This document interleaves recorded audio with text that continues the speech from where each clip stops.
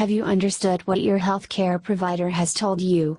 He's told you you have type 2 diabetes or are pre-diabetic. You know you have a pancreas, you learned that at school along with a lot of other information you didn't think you really needed. You know what I mean, don't you? Type 2 diabetes, pre-diabetic, insulin, blood glucose levels, and that pancreas again. These are some of the words your healthcare provider has mentioned to you. It sounds like a foreign language. What does it mean and why did this happen to you? There is a lot to learn about type 2 diabetes, just take a day at a time. A lot of people may say to you, if you had not eaten so much fat, had such a sweet tooth, eaten more fiber, exercised more, or not done many of the things most people do, you would not be either pre-diabetic or have type 2 diabetes. Could you have avoided type 2 diabetes? It is associated with obesity, so people do assume excess weight is the cause. In order to get type 2 diabetes, you need the diabetic gene. Without this gene, you could lie around all day, eat fries, and not get diabetes. It's a little more complicated, but it's helpful to know about the gene. A lot of people find they become really hungry when their blood glucose, sugar, levels vary greatly.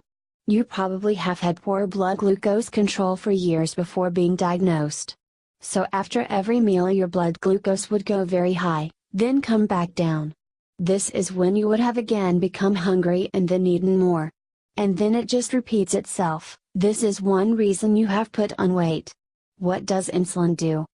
When you eat food, the body converts it into glucose.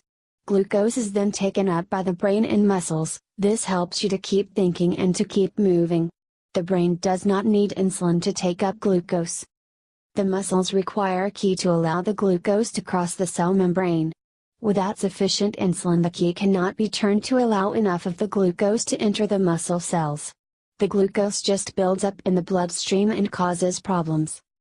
If you are overweight, it's likely you are producing plenty of insulin, it just can't get through. This is called insulin resistance. When this happens, your body compensates by making more. After several years, the beta cells in the pancreas can't keep up with the demand and become worn out.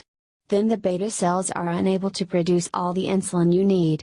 At this stage, you are normally diagnosed with type 2 diabetes due to your elevated blood glucose levels. For some people with type 2 diabetes, all they have to do to keep their blood glucose levels within the normal range is to watch their weight, eat the right diet, and be active.